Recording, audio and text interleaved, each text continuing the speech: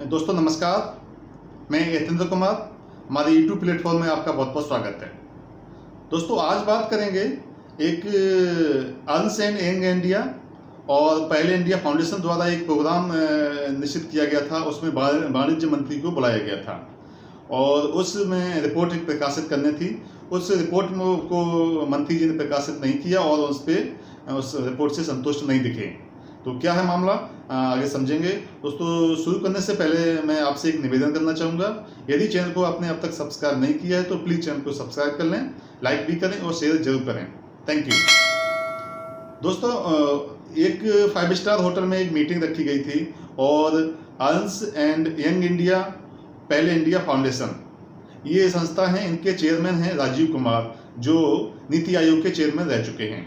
इनके द्वारा वाणिज्य मंत्री श्री पीयूष गोयल जी को बुलाया गया था और ये ई कॉमर्स जो कंपनियां हैं उसके बारे में इन्होंने रिपोर्ट तैयार की थी और रोजगार वगैरह के इन्होंने दावे किए गए थे। बताया गया था कितना रोजगार मिलता है, कौन क्या कहता है।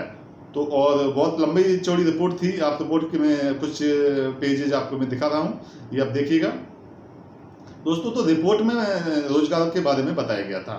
जब मंत्री जी को रिपोर्ट प्रकाशित करने के लिए बताया गया और मंत्री जी ने रिपोर्ट को देखा तो मंत्री जी उस रिपोर्ट से संतुष्ट नहीं दिखे और कहा कि आपकी रिपोर्ट के आंकड़े ठीक नहीं हैं और ये रोजगार के आंकड़े थे। दोस्तों ये पहली बार ही हुआ है कि सरकार के मंत्री ही उस रोजगार के आंकड़े को नकार दें, जबकि ये संस्था है पहले भी रोजगार के आंकड़े सरकार को दे चुकी है। ऐसा प्रॉब्लम हुआ जो कि मंत्री जी को रिपोर्ट समझ में नहीं आया और वो अपना अपना विचार है, सरकार को कुछ लगा होगा तो सरकार मंत्री जी को इन्होंने रिपोर्ट को नकार दिया। दोस्तों रिपोर्ट के जो बताया गया था कि रिपोर्ट जो इस रिपोर्ट है उसमें जो एक ई कॉमर्स वेंडर है उसमें कम से कम 9 लोगों को रोजगार देता है और जो एक ऑफलाइन वेंडर होता है वो कम से कम 6 लोगों को रोजगार देता है। ये इस रिपोर्ट में बताया गया था और रिपोर्ट में कहा गया था कि जो ऑनलाइन के जरिए अब तक कम से कम 1.5 करोड़ रोजगार में के पैदा हुए हैं। ये सब चीज़ें रोजगार के बारे में कही गई थी, लेकिन मंत्री जी को ये रिपोर्ट नहीं समझ में आई और मंत्री जी ने इस रिपोर्ट को प्रकाशित नहीं किया।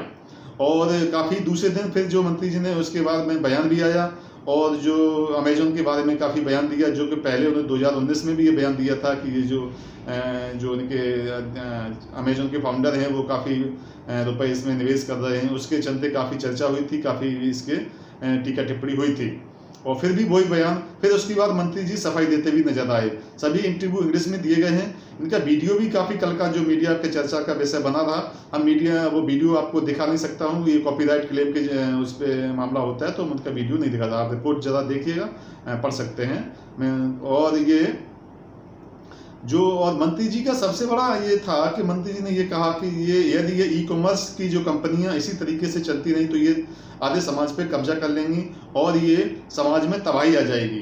दोस्तों अभी ये विचार करने वाली बात है कि ऐसा क्या सरकार को जो ई कंपनियों से मतलब कुछ प्रॉब्लम हुआ है कि जो सरकार ऐसा कहा। मंत्री वाणिज्य मंत्री हैं, 2019 में भी वाणिज्य मंत्री थे और फिर वाणिज्य मंत्री हैं। तो अब तक मंत्री जी ने या मंत्री जी के मंत्रालय ने किस ऑनलाइन कंपनी पे कोई नोटिस दिया है, चाहे अमेजोन हो चाहे फ्लिपकार्ट हो, किस कंपनी को, जो बड़ी बड़ी कंपनियां हैं, मंत्रा है और जो ये देश में काम करती हैं। तो दोस्तों और उसमें ऐसा क्या कोई हुआ है कि अब तक मंत्री जी ने नोटिस दिया हो, ऐसा कोई अब तक रिपोर्ट नहीं आई है।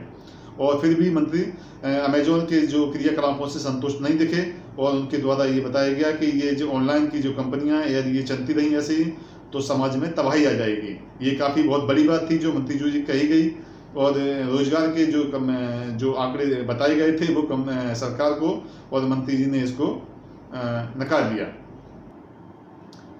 साथियों मंत्री जी ने यह भी कहा साथ में कि मैं यह देखना नहीं चाहता हूं कि 10 साल बाद ई कॉमर्स कंपनियों का आधे देश पर कब्जा हो और जो ऑफलाइन जो वेंडर हैं इसको पूरा ये तबाह कर देगा, तो इससे कि पूरी देश में इसकी तबाही आ जाएगी।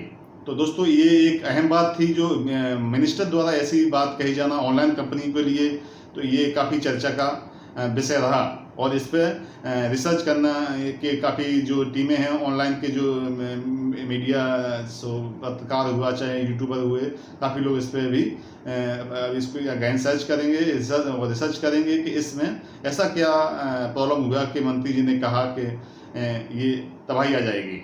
तो दोस्तों थैंक यू, धन्यवाद।